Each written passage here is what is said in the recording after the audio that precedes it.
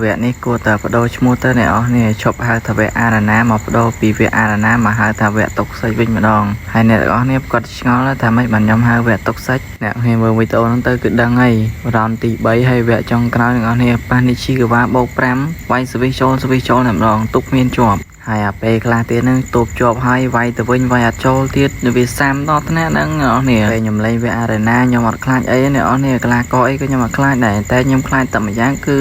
នេះជាកវ៉ាបូក5នឹងអស់នេះមានអាណាវាយចូលខ្ញុំលេងនឹងមកយប់ទល់ភ្លឺលេអត់ចង់ឈ្នះវាណែអ្នកអស់នេះមិនថាអត់ឈ្នះទេវាឈ្នះដែរតែតម្រុំបានឈ្នះនឹងគឺទុកសាច់ចុយម្រាយហើយមិនអាណាវាយគ្មានឲ្យតដៃរួចហងដាក់ចូលអញ្ចឹងទប់ក៏មិនជាប់វាយទៅវិញក៏មិនចូលនិយាយថាវេទនាដល់កនិយាយវាថាតម្រុំបានឈ្នះមួយអាកាតប្រះខែនឹងអាកាតដែលគេដាក់ឲ្យតនាទីនឹងគឺ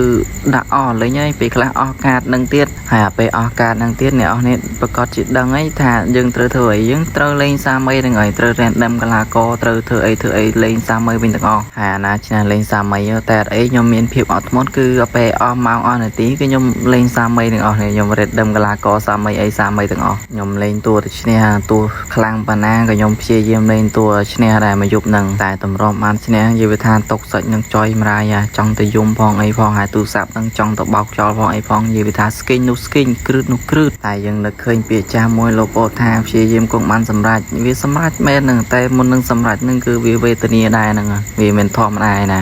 មកវាយស្វីចូលចឹងដូចខ្ញុំនិយាយចឹងអ្នកនរនេះពេលខ្លះទប់ជាប់ហើយនឹងវាយទៅវិញវាអត់ចូលទៀតពេលខ្លះទប់បាល់បានហើយពេលហក់វាយធ្លាក់បាល់ពីដៃទៀតនិយាយថាអើយភួចិត្តតែហ្មង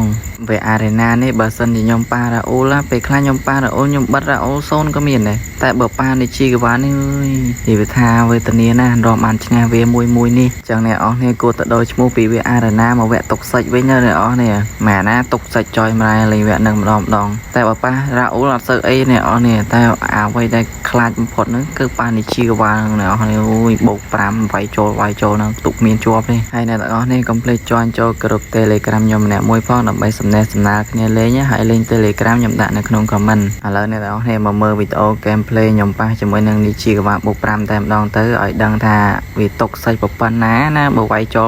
ចឹងឥឡូវខ្ញុំចាញ់ឡើង 3-4 ដងនេះតឥឡូវខ្ញុំឈប់និយាយច្រើនអ្នកនរមើលវីដេអូ game ខ្លួនឯងនេះខ្ញុំមិនចង់ឲ្យវីដេអូនឹងវែងពេកឥឡូវខ្ញុំកាត់មកដល់កន្លែងវគ្គដែលខ្ញុំឈ្នះតែម្ដងទៅ